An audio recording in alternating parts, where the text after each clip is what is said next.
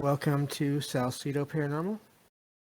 It is Friday, March 4th, 2022, and tonight we'll be talking about cryptids again.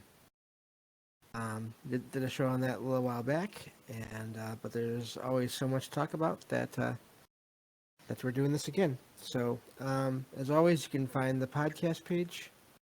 You can find everything on the podcast page as far as information about the show, whether it's links to social media, or ways to donate, or ways to reach me. And that's so you can contact me about comments or questions or topic suggestions for episodes. Or if you have stories of experiences, whether they're your own or others, that you'd like to share, you can find out all the information about how to do that there.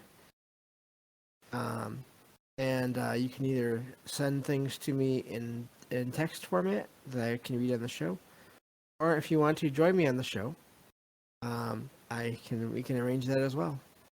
And that website is salcidoparanormal.podbean.com, and that's SALSIDO paranormal.podbean.com. And always happy to hear from you all. And thank you all for listening, whether you're here for the live stream. I see a bunch of you here. Thank you so much for that. Or whether you listen to the podcast or the YouTube video. I appreciate those as well. So we're inching our way towards 2,000 downloads, which is really amazing. And that's just on the podcast page. So, but anyway, I won't be doing this show alone tonight. I have a guest coming on here in a moment, and you heard her last Friday when we talked about Beetlejuice, which was a lot of fun once we got through the technical issues. Everything seems to be going okay so far, anyway, tonight. But I want to say hello to Jen. If you're there, hello. I think so. How are you, James? Good. Yeah, it seems like it's so far so good. Good. Yeah. Just really, we were gonna do this show a little while back and didn't work out for various reasons, but that's okay. That's why we're here doing that tonight. So, um, Yeah, I'm very glad we could do it. It worked out. And we both kind of, have heard several different stories about different cryptids. And so I think we have a lot to talk about. And um, hopefully it's interesting. yeah, I think it will be, and we have everyone here in the text chat that can contribute as well. So, um, Nice. that's always fun too. That always helps add to the conversation. So, yeah, so we have this idea basically tonight. We would at least start with Bigfoot and see how long that took, and then either cover Dogman tonight as well, or if we have to, we can schedule another appearance maybe one of these days and do that some other time. But we'll at least start with Bigfoot tonight. That sounds good. Let's So, see. yeah, if you want to start, go ahead and start with that. I'd be happy to hear what you've found anyway. Well, yeah, I've been hearing about, everyone's has heard about like Sasquatch and Bigfoot. And so I've heard a lot of different accounts of people having seen Bigfoot, having had things thrown at them, or have had even friendly relationships with Bigfoot. I'm not sure if I should call it Bigfoot or the Sasquatch. I don't know. Some people have a preference for that as well, I've noticed. And I've noticed that there's like a couple different schools of thought on Bigfoot. Like and it's pretty solid. Like I've noticed that some people prefer it's really funny, but I've noticed that some people prefer Bigfoot over the canids, the canid cryptids, or vice versa. There seems to be like a preference thing. Have you noticed that?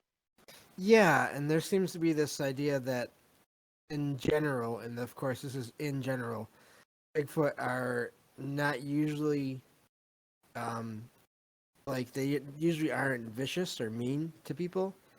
whereas Yeah. Dogman is known for being very frightening. Not always doesn't always actually hurt anyone, but it will intimidate and I think even chase at times. Of course, Yeah. that's just from what I've heard, but yeah, they definitely seem to have. And I've also heard that there's this idea that they kind of alternate. They move around. Um, they kind of move from site to site, and they kind of respect each other's territories as well, which is interesting. Yeah, I've heard accounts of like werewolves even, which is kind of separate from Dogman, but being created by a curse from trolls, which I think I tend to kind of drift over into thinking that the Bigfoot and Sasquatch are akin to like the troll kingdom. Like I kind of partition them off just personally myself into that kind of realm because it seems like they are so similar and the only thing that's changed is the times. Like it seems like people were reporting these type of large um woodland hominid type creature beings even in the ancient world, but they were referring to them as trolls or like the Jotun. The same thing with the dogman and the werewolves. So it's really strange. So I think there's some kind of like something kind of bleeding over there. And it is weird too with the not to drift over into the dogman thing, but there's a difference between the werewolves and the dogmen. Like one seems to be permanently what it is, and there are accounts of that. And then there's the level of the cursed werewolf scenario. So I don't know. I mean, and when you're defining cryptids, it seems like you have to be like there's kind of a specific criteria that fits into the cryptid thing. Like even though there have been supernatural powers attributed to trolls, and even in some cases the Bigfoot, not all Bigfoot seem to have supernatural powers, but it does kind of seem like they have to do with maybe even beside not just certain seasons, but maybe even certain locations like ley lines and things like that where those cross that people may or even certain landmarks being attributed to people seeing that Bigfoot lived there. And I think that's interesting. And another thing I've always thought was really interesting is about how they tend to kind of uh there might be families of them. In the case of dogmen or werewolves where it's generational, and also in the case of Bigfoot, that there also is some kind of tie-in to there being kind of a familial thing going on where there might be like a troop of Bigfoot in certain areas. And I think that's very interesting. Yeah, and but what's funny about that, and we can take this wherever we want to tonight, so no worries about that. But what's interesting about the Dogman thing is versus the werewolf thing. I can't think of too many cases of multiple dogmen being seen at the same time. It seems like they're more on their own, at least from what I've heard, which is interesting. But you're right about the Bigfoot. They do tend to either show up or at least make sounds that indicate there are groups of them, and they Yeah, use various whether it's stones or wood to send signals to each other. yeah, yeah. I've heard a couple of accounts where it's kind of similar, where they have like where there seems to be the pack thing going on with the dogmen. I heard an account of where some people had problems with a dogman and had even killed it, and that then there were like other members that of like I guess maybe it's pack or something that started terrorizing the farm where this occurred. Oh And wow! I've heard, yeah, and I've heard other account like they wanted vengeance or something. And I've heard other accounts where if they were a pack type of ant, like a sort of familial pack type of creature, that there are cases of the sort of exiled bad, like a shouldn't have shown themselves or something to that effect, and they're kind of ostracized. Kind of like the same thing with like packs of wolves, where they do run in a pack, but you have a problem member that can't really fit in anywhere in the hierarchy, and they're sort of cast out. And that might actually be some of the bad encounters people are having where they're interacting with people where they shouldn't be, as if like somehow with the dogman phenomena that they are sort of aware, very aware of the human world in some respect, in some regard, and know to keep their distance and stay very deep, away from mankind. But you have these occasional encounters, and what if it's just a rogue? I don't know, possibly a rogue troublemaking dogman. But in the case of the trolls too, like with the Bigfoot, I think it's kind of a similar scenario because I've heard they can smell a human from quite a distance. And so if they do smell, if they have a heightened sense of smell and can smell a human being from however so far away on the wind or something, then if they encounter a human, they've done it intentionally. And I think that's really interesting, if that's true. Yeah, and then you have the reports of them generating their own odor or their own smell of their own too. And I wonder how much of that is intentional as a Or, kind of a yeah, deterrent or back off or and because you hear that, but you don't hear that with all of them, but you do hear that sometimes, which is interesting. yeah, yeah. And I've heard of them even with the Bigfoot, like they seem to have some kind of ability to kind of, and see, it's kind of mixed, like I say, about some of them seeming to have some kind of supernatural ability because there are accounts of them seeming to pop right out of reality. Like they're there, they're being seen, and they move behind like a tree or a rock and they're gone, as if they've somehow gone through somehow been able to shift themselves into another out of our dimensional sight or some kind of chameleon effect or something of the kind. And I always thought that was really odd. And Yeah, one thing about it oops, too, sorry. pardon me, is in those, go ahead. Oh, Oh no. you can go ahead. You're good. Sorry. Oh, just that there may be different in the old folklore. You had like a different, like in Norse mythology, they talk about Jotunheim, which is like the land of the giants, which were also kind of, and they kind of switch that back and forth in interchangeably that the Jotun are some kind of troll or that they're the giants because they're much bigger than, the average man. And I wonder if they're going into that, and you also have the land of the mist, the Niflheim, which kind of ties into the like the gnomes and those type of the Fey realm thing, where they're also taking on. And I actually have a story about a creature I saw once that we can tell at another show or something Okay. that definitely falls into the cryptid category, Sure. you know. Yeah. But maybe later on in the show or another show, I'll retell that one. But yeah, so I do wonder if they do have the ability to traverse through like portals or even, with these ley lines and everything, if there's some kind of opening or something. Yeah.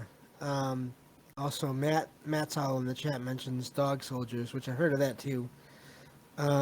People encountering large groups or even tribes of people, and I forget where I heard this. You might know more about this than I do, Jen. But um, basically, people basically they're people, but they had the heads of dogs, but they were like different tribes or different groups way in the past. Yeah, yeah, there's a lot of that. You have so I don't know. It seems like like there's a whole world, um, very expansive. I mean, it's a huge study. It'd be something that you would have to settle into, and really, because there's not just the werewolf, there's the Cynocephali, there's the dogman of current day. You have in the case of the Jotun, they even have a version that is canid as well that kind of fits into the same kind of thing. But with the Bigfoot, some things that come out about them is that they tend to be pretty reserved. But you have accounts of them stealing children too. I've heard from First Nations and like up in Canada and near and even further up Yeah. that they have these old stories of run-ins with the Bigfoot or with the Sasquatch, that they were stealing their children, their women, things like that, and their food, and that they were actually. And I do have a Bigfoot story, just one from a personal account from my neighbor that he told me one time, and I'll tell that maybe a little bit later or something. Yeah, and also I've heard in more recent times, and that they also certain ones will take dogs, which is really like small pets, which is just that's also I've heard that from Yeah, multiple experiences. it makes you wonder. Are Yeah. Yeah, are they taking them as pets or like food? I really wonder. I don't know. Yeah. Mm. With the dogmen too, I've heard that they won't that dogs won't bark at the dogmen. Mm. Like when people have encountered or had them rooting around their house, the dogs won't alert to the dogman. So because they're intimidated, I'm sure they're intimidated by it. Yeah. You know. So Derek, the Night Stalker, came in the chat here. Hello, Derek, and he says stealing children sounds like Fae stuff too, which we just mentioned. Bigfoot, the ultra-terrestrial. Yeah. That's an interesting idea. And then Derek also says they're always snatching kids or switching creatures out for real babies, which is yes, that's definitely. I've heard that too in mythology. From yeah, definitely. Yeah.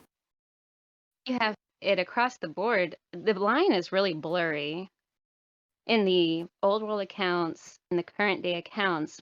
That the line is very blurry between the Fey realm and the cryptid realm, because all the creatures in the cryptids have an equivalent almost, it seems, to something mentioned in the realm of the Seelie court and stuff that they talk about in the past. For example, like the little people and the gnomes, and then people in the modern day having accounts, terrifying sometimes, like really scary accounts of running into gnomes, Yeah, it's interesting and but not describing them as. yeah, and I do agree that there seems to be a lot of blurring of lines, like you said, just in because you hear that all the time in different shows and different stories you find online of people's experiences. They don't know what to call half of the stuff half of the time, and there's some where they see is they only see like a shadow of whatever it is, or just a quick flash of it, so they can't even describe what they saw. They just know it was smaller or it was giant, but they didn't see it long enough to see it to make out much else besides that. Yeah. Yeah, and I've heard accounts of the Goat Man. There was a story up in, I think it was Illinois. I'm not sure. Maybe it was Ohio, or it was one of those states. I didn't go very much into it, but they had the account. They were being terrorized by a Goat Man, and then you have the satire. I don't know. So all the way back to where they're talking about that. But Yeah. yeah, Matt Sal says maybe cryptids and the Fae are from the same realm, which is an interesting idea. yeah, yeah. I think that makes sense. That it's possible, or that there's several different realms that they're all kind of that they're somehow living just parallel with us in their own designated realm, and maybe that's why they're not encountered, you know, all the time. Maybe it's only at certain times, or it's got something to do with the individual person who's encountered them and some kind of reason why they're seeing them. They could be that they're trespassing onto some kind of land that that the cryptid itself has been traversing for however long, like a highway almost of some kind. And perhaps that's why they're coming in contact with them. Maybe it's got something to do with not only like the location, but possibly sometimes it seems like there's something to do with the time of year as well. Yeah, I've heard that they do, at least with the Bigfoot, they do. They don't ever stay in one place all year long. I've heard that. The people will have the sightings of them in one area, but only for part of the year, and then they'll be gone for a while, and then you know either later on that year or next year they'll be back again. So it does seem like that in some cases they do move around. I think so. I would imagine that they'd follow um, whatever they're eating and then waterways.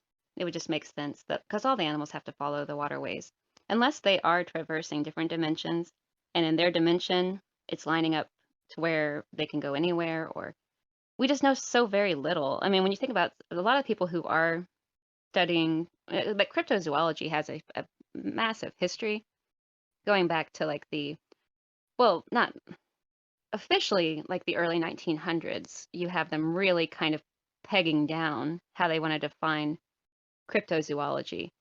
And at first, it was supposed to just be kind of or it seems to me that they were trying to just kind of approach it and have a very serious discussion and and it was zoologists that were looking for unknown creatures, undiscovered species, and they were going into very not rural, that's not even the right word, but like very far away from general society at that time period even, which wouldn't be hard to do, but still at the same time, going out into these different tribes um, and talking to the locals and getting their accounts and discovering very strange creatures while doing that, while they were trying to find unknown species and to write them down and, encyclopedia all of the different species on the planet. And while doing that, cryptozoology seems to have kind of been born out of that. And then prior to that, you just have the old folk tales. But in the present day, it does seem that they were trying to take it very seriously. And then the stories they were coming out with of these very unusual creatures sort of then began to categorize it as a fringe topic, even amongst like scholars and respected zoologists. So I think that it's a very interesting study and it's massive. Yeah, and you also have and the whole um, siloing, like the whole classification issue where people want to collect stories about one kind of thing, or they think that aliens are real but ghosts aren't, or ghosts are real but cryptids aren't, or so on. And so I've heard of this from other shows. There are people that look into are into cryptozoology that if they hear accounts of strange creatures, they'll look into it. But then if there's any other stuff going on around it, whether it's with UFOs or lights or whatever, they'll either totally discount that experience, or they'll just write down the part of the experience that is what they're looking into, and they won't take down any other information about surrounding events. So I think there's that Yeah, issue to give too. it much more, to paint a better picture of what was happening. Right. Like we see that kind of with Skinwalker Ranch, where there were accounts of cryptids being seen, unusual creatures making appearances, but you also had a tie-in of lights, UFO activity, all these different things. And then it seems very fuzzy too that people don't really want to pin down exactly what they want to classify a cryptid as, because technically, like the accounts of reptilians and things like that, are we just talking about anything that's not human, that's not a classified animal? But we're talking beyond just or is it an undiscovered species, like this dogman thing, or in the case, it just, or, it's very interesting because the mermaid thing too, there's just accounts across the board, across the spectrum, um, in every type of terrain. Deserts, you have the skinwalker and what's the other term? Hmm. Um, I'm blanking now too. yeah, but because you have the skinwalker stories coming out of maybe the chat will bring, but you have the skinwalker stories coming out of a lot of the desert terrains and the drier climates, Mm. and then you have the accounts in the mountains and the forests of the Bigfoot and the Dogman. But then you have in city type locations accounts of the Mothman or the Goat Man, Mm-hmm. or you have the Beast of Bray Road, where these creatures are coming right up into the town centers, kind of around the outskirts. And even cases of like sort of um I guess you talk like a almost looking like a sea monster, or not sea monster, I'm sorry, like a what's the the like a I can't think of the term I'm kind of trying to use. Not a reptilian, but more of like something that would live like the beast in the bog type of creature Okay. that looks like it has like fins, or So, the creature from the and the Black yeah, Lagoon. That sort amphibious of counts.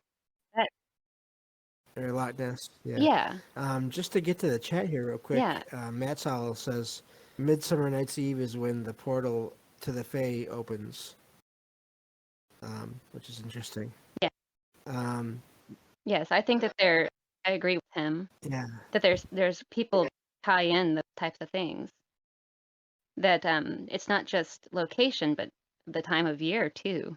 Like you have the different whenever the seasons are shifting into another season seems to be a primary time that people encounter or can encounter if one was trying to encounter for some strange reason. Because there's also kind of a pretext we've heard about, like in the case of Aleister Crowley in Loch Ness. We've heard about this and talked about this, that there was a possibility that he did conjure up Nessie. So, and there's talk too in the old Fae world that you have things that you can do that either wantingly or unwantingly, like for example, on accident, you've conjured them up because of some offense or something. So I do think it has something to do with the timing though too, for sure, or and location, yeah. possibly. And then Derek Nice Stalker says the Bigfoot research, especially, they would intentionally ignore any of the weird phenomena surrounding the encounters in order to get mainstream scientific approval. Um, Right. and As if they're trying exactly. That's what I thought too, and I found that really like as if it was almost working from the inside or something to try to keep it as an unknown species rather than to allow it to be, if it is, something that may be supernatural, right, in some way. and then And perhaps intentionally. yeah, I don't know. Derek also says the worlds are merging much more now, which is interesting. So, and that definitely there's definitely more and more reports than ever of strange things, and I think that's partly to do with internet. Good and bad. Is Of course, there's always good and bad to everything, um, but yeah. So there's definitely lots of reports, more and more coming out, and being archived. In Yeah. shows like this, any other show, people put out shows and they stay online, they stay on the internet, and you can find them, you know, years later. So that's really interesting too. I will say this, that there are volumes of accounts of fairy tales and folklore that talk about these creatures in to a great extent, getting right down to their habits and their customs, traditions, considering them unchristianized creatures in some of the old books. And it seems as if there was that going on where they were, I mean, somehow more aware than we are now, and somehow had knew more about the ways of some of these creatures than we do now, as if it's some kind of forgotten knowledge, or somehow these creatures have pushed back further away from mankind for some reason. And perhaps there's now some kind of where we are once again awakening to their presence, or people are pushing into the territories they had receded back into in some way. I don't know, but there does seem to be more of a general acceptance after a great forgetting of some kind, or a denial, or they defined it as children's stories, even though this topic was covered extensively by professional um, professional people. The people writing down those stories, folklore, things like that, took it very seriously. These weren't written by children; they were written by grown men and women that were recounting the stories. Right.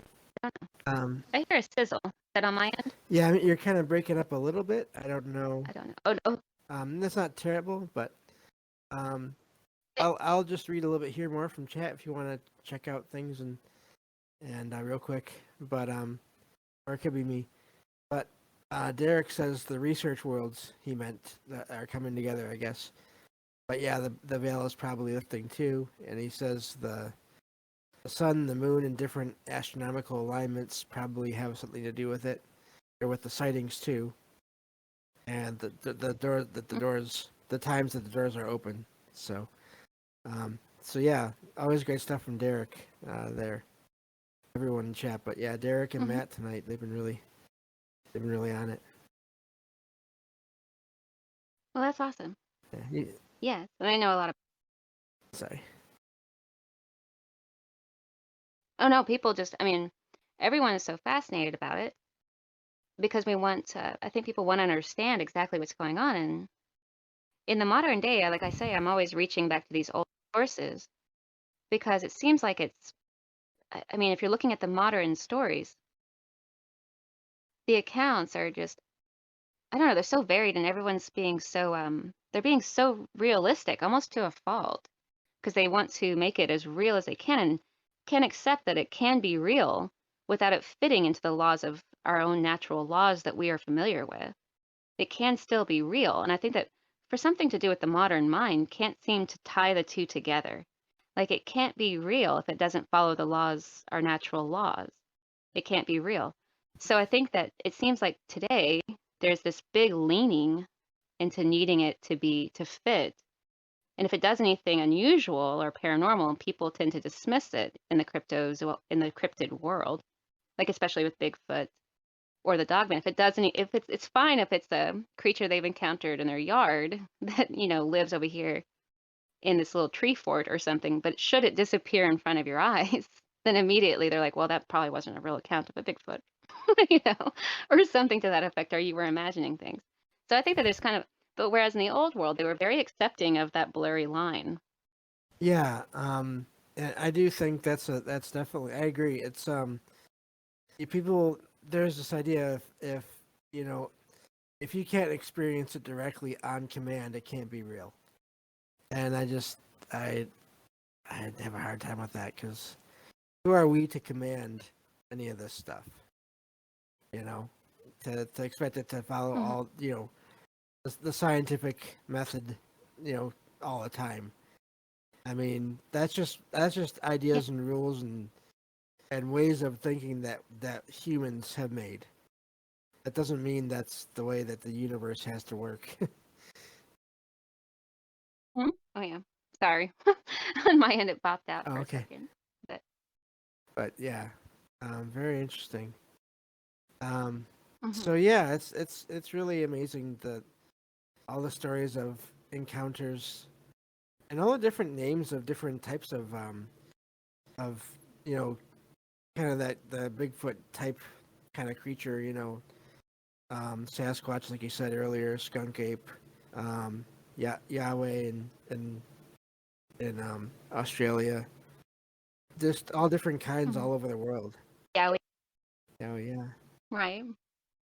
Well, you have the abominables too. yeah, You yeah. know. The Yeti and all that. Yeah. Yeah, Yeah. It's everywhere. And I think it's. But what's interesting is the Bigfoot phenomenon, like the Sasquatch Bigfoot, definitive Sasquatch Bigfoot, seems to be a very North American thing. Like in other places, they aren't referring to them that way. They have and they don't seem to. I think that we think of them different here. We feel. I think there's a tendency, and it's probably just my own what I my own perception of it or something. But it seems as if, like in North America, that we have more of a that we do try to classify it as some type of you know friendly ape, friendly. There's a North American ape, or something to that right, effect. Or there's the other flowery side of it that wants to see it more as like a tender of nature, like a keeper of some sort of the forests. You know, there seems to be that kind of taking that note on it, even though there are stories. And I mean, but I think that the thing about the Bigfoot that's maybe what it is that they have personalities. So they don't always act exactly the same from one to the other. Like you may have one Bigfoot that is stealing children and, you know, terrorizing people, but you may have another Bigfoot that's being perfectly polite, and perhaps that's what's going on. Yeah, You know. I think that's something I've noticed too with so many other things that all this paranormal stuff it has to either be good or all bad. There can't be any middle ground. Yeah. You know, it's all Yeah. if it's ghosts, it's all demons. They're all demons. You know, all Hmm. aliens have to be either good or bad. And I do. Yeah. I've seen what you're talking about with Bigfoot too. There's this push in a lot, not all cases, but a lot of cases to view it as as you know, um, all good all the time. Never would do anything, never would fight back if I had to, and that's I don't think that's the case with anything. I always say extremes are to me extremes are dangerous and they don't make sense. In almost anything. Yeah. Another strange thing too about the cases of them being able to be, are they they're in are they invulnerable in some accounts? Like I have a story.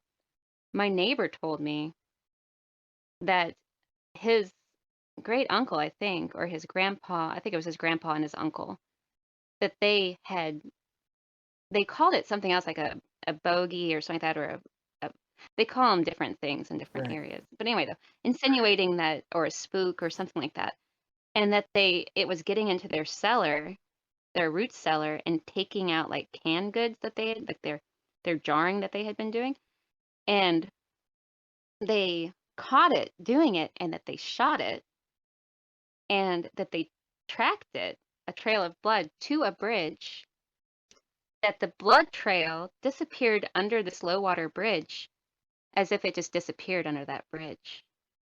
And I've heard other accounts, though, with the dog man, that people had tried to shoot it, but it's as if it either moved out of the way of the bullet or was hit by the bullet, and it didn't impact it at all, as if it was nothing. Right.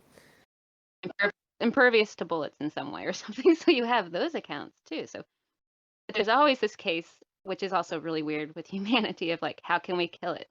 Like, can it be hurt, or something that helps us decide how much validity, maybe we should give it or not give it, I guess. But Yeah. Yeah. Or I've heard of a measure of its illness Sorry. or Yeah. something. Just in the chat here, Matal says he was talking with and yeah, I think so another server on the Troubled Mind server.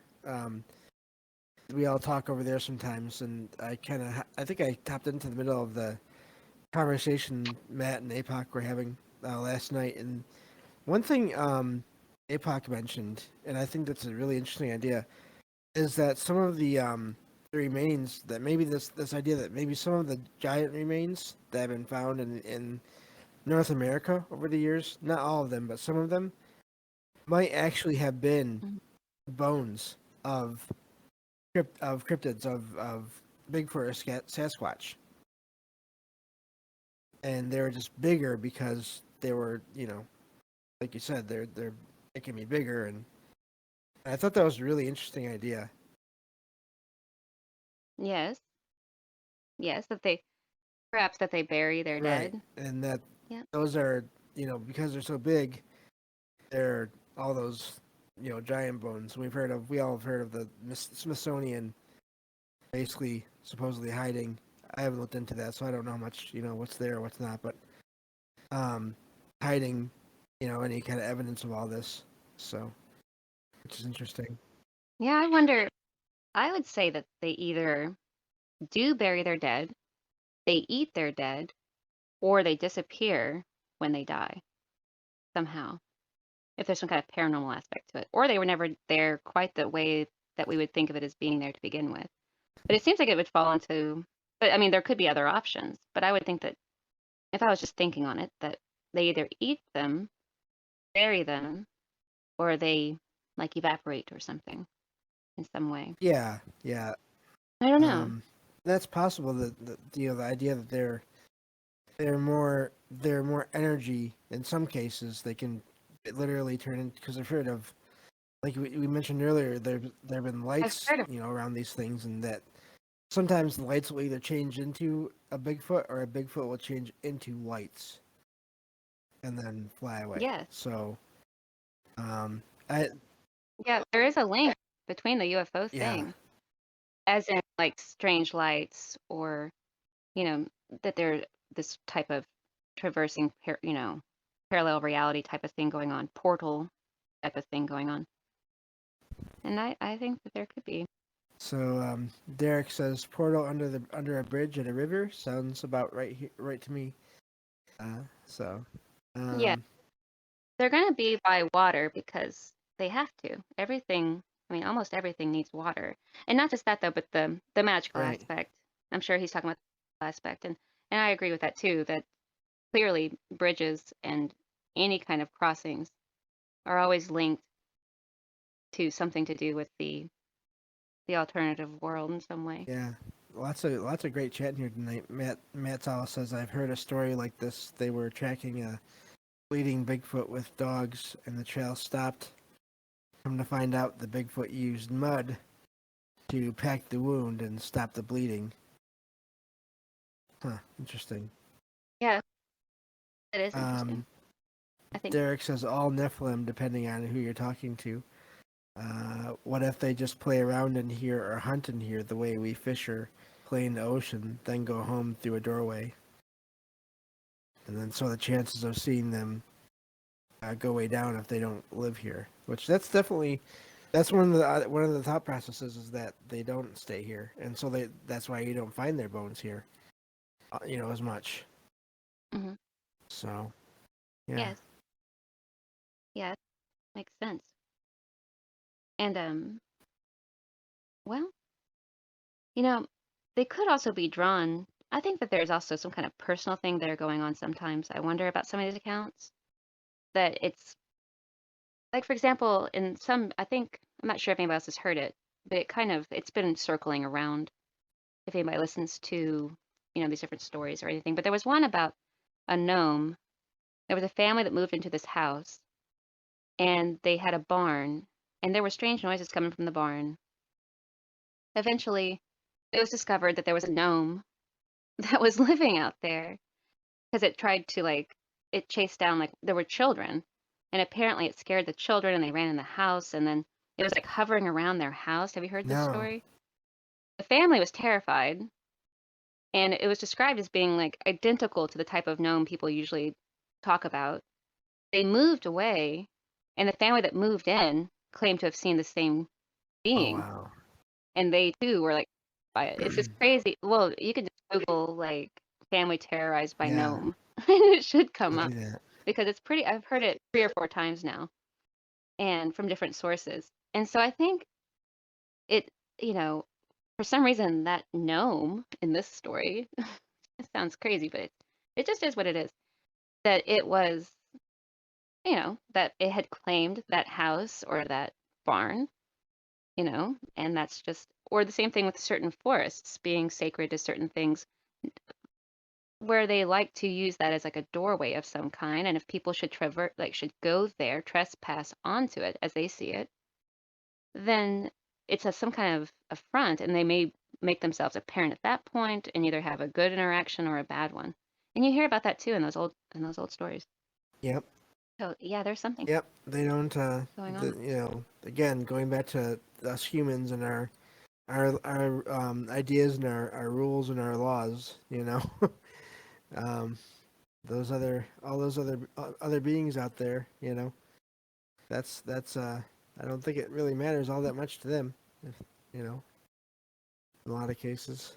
So, um, Matt Hall says there is no apex predator for Bigfoot except humans. They go into the dense forest to die, and that's why we don't find bodies. Hmm, interesting. I guess given enough time, Makes sense. if they're deep enough into the forest, then maybe the body would deteriorate over time.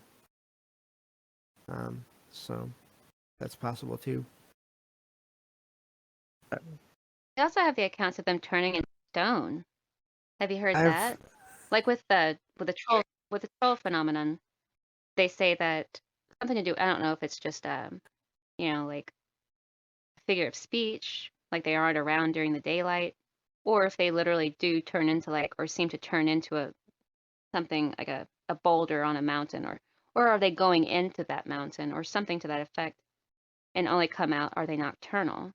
Are they more nocturnal maybe? Yeah, But you have some, I mean, you have accounts of them being seen in the daytime pretty frequently, so I don't yeah, know. and that's another thing that I guess it kind of that maybe there's different life, hmm, yeah, interesting.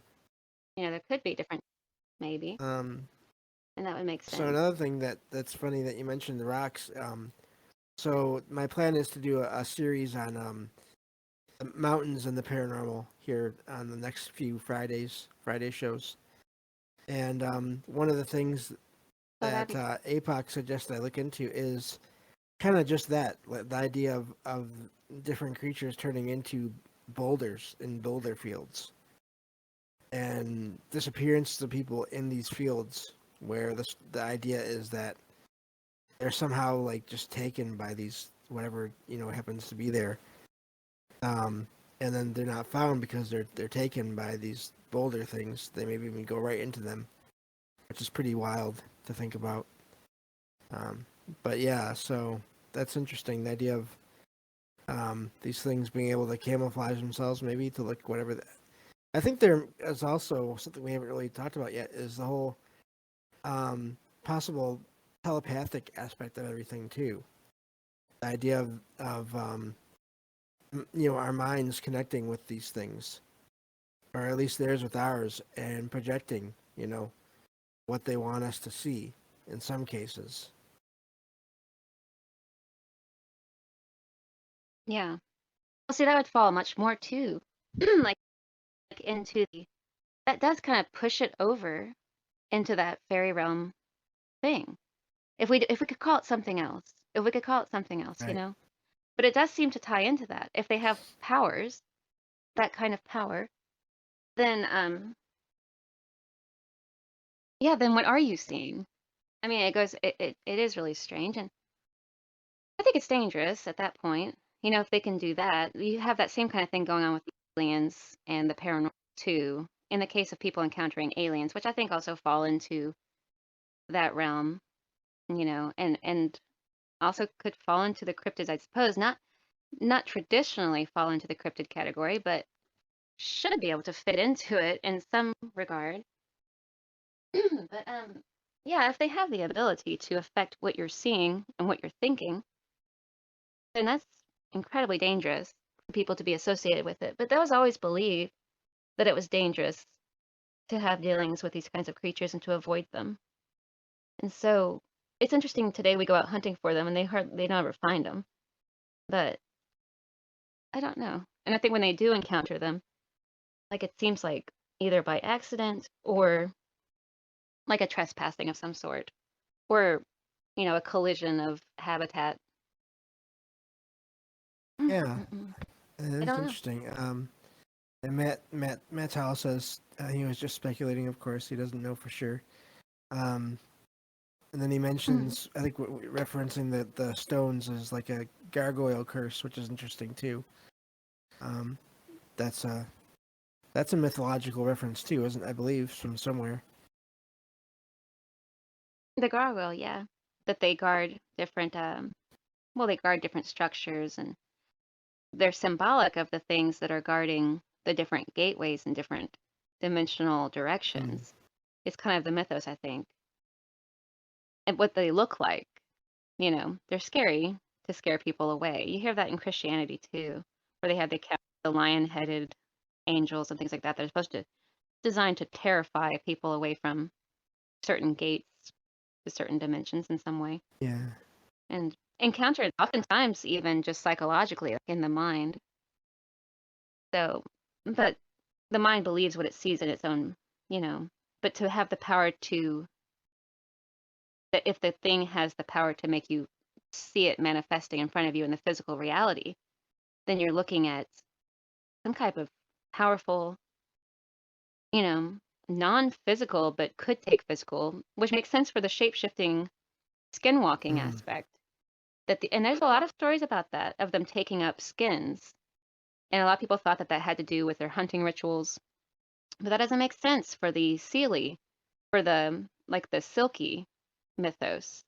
The I'm sorry, the Selkie mythos, it's about a woman who puts on the seal skin, and vice versa. A seal that puts on, it looks, takes off the seal skin and it's a woman. And even coming up on land and marrying, a man and having, children. And then he, like, in the one count, the man knew that she was a Selkie and he, like, hid the seal skin, but she found it and put it back on and disappeared and left him with all those children. So I think it's really interesting because you have the accounts not just with the werewolf of putting on the skin, you have even stories about bear men where they put on bear skin and rove, but we don't know if that's some kind of stories about hunting. But see, I think it's strange that it it goes across different lines into other types of cryptids where they're skinwalking, some type of being that's able to do that. And so it is very it is very tricky. And if they have the power of telepathy, then you are dealing with like an interdimensional being. Yeah. Also, it just makes me think of, people who have experiences or they see things that don't make sense. Maybe that is, when they're dealing with something they're seeing that doesn't make sense. It is some kind of a telepathic thing. Because I know, Glamour. in my first experience, Yeah. like I've always said, that figure that I saw, that woman, that just the head of that woman, was clear across that basement, and with my low vision, I should not have seen anything except for a blur. But I could see Right. every detail. So, um, that's and I didn't think about that for years. I didn't kind of figure out until years later. Wow, you know that is strange, but I didn't realize how strange until years later. Um, so just real quick from Derek here again. You mentioned screen memories and stuff.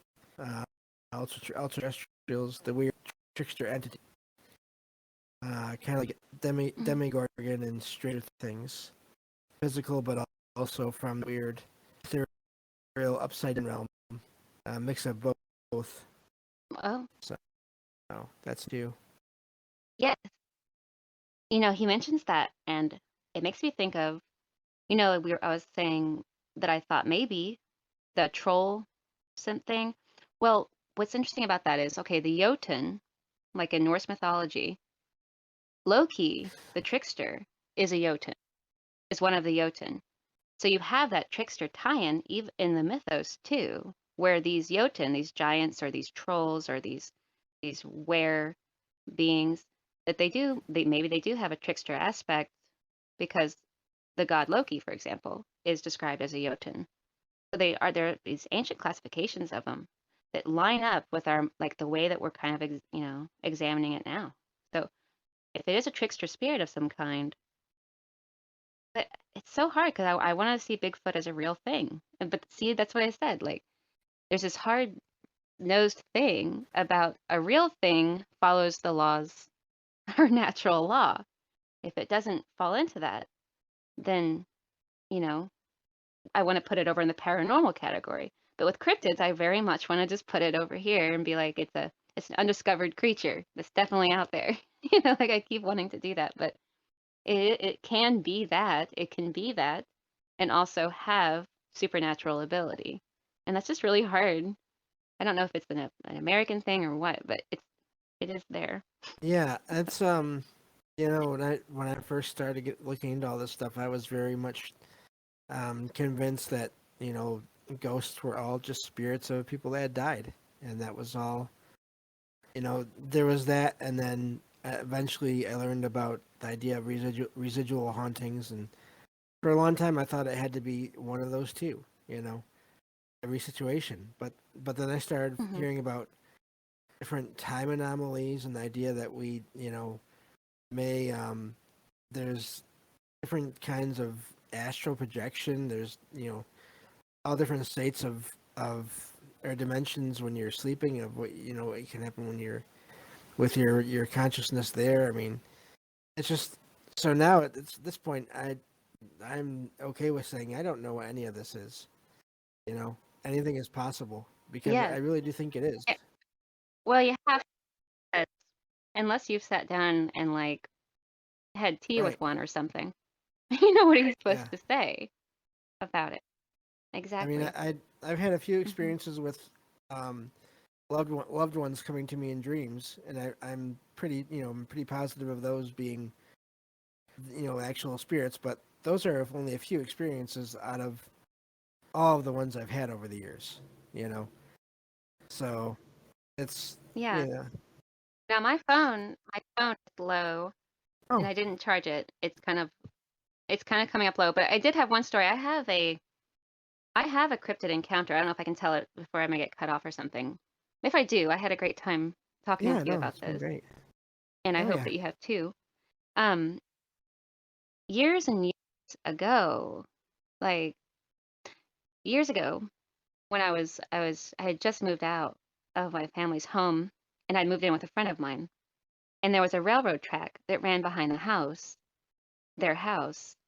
and we'd go up there and we'd sit and watch the traffic go underneath the freeway and stuff, the highway. And we were sitting up there, and it was a railroad track. It was an active railroad track, but you just watch for a train and get out of the way. But we were sitting up there watching the traffic, and there's a little backstory to it, but I won't go into that because I don't know how much time I have. Anyway, I was sitting across from them, cross-legged on the tracks, and this thing came up over the hill and walked across the tracks to the other side. And the thing was like, you know, it looked exactly like a goblin. Wow. Like if you were to think of a goblin, it looked exactly like a goblin. And it's the story is so long now, like in my past, that I can tell it like this. But and you just have to, be like, okay, or I don't believe you. You could take it either way. But I'm saying that I saw it with my own eyes, and it's the only thing I've seen like that. And I swear, and my friend turned to look as well, and my eyes teared up like I had like a visceral reaction. And when I saw that they saw it too, I was even more terrified.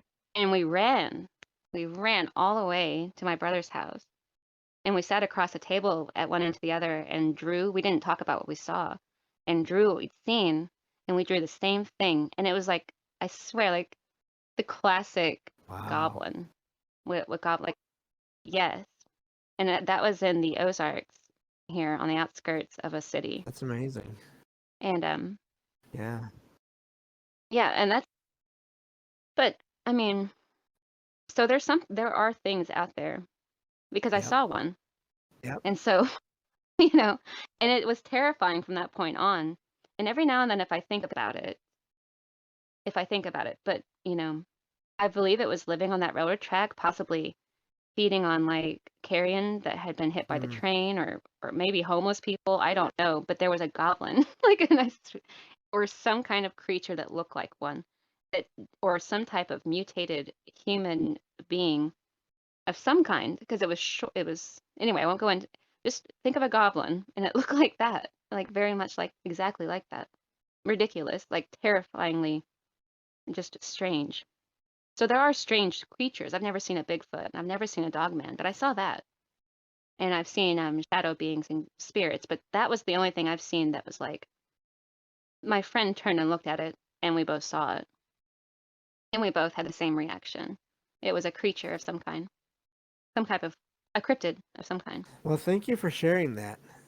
Um, I will let you go here Yeah, so of you course. can recharge your phone, and because we don't want phones to die on anyone. But thank you for being on the Yes, show, and we'll have to do this again sometime. I hope we do. You have a great You night. Thank too. you so much. Bye. Bye bye. Okay. Well, this has been a lot of fun. Hope you all enjoyed it. Thank you all for all the chat. You didn't even get to read all of it, and I apologize for that. But you all were putting a lot of stuff out there. Um, So next week, next Monday, I'll be back to true paranormal stories from the web. That's next Monday. Next Tuesday and Wednesday will be more true ghost stories from the web. Um, Next Thursday will be another book review, probably some more Lovecraft. I should have another one or two stories listened to at that point from that.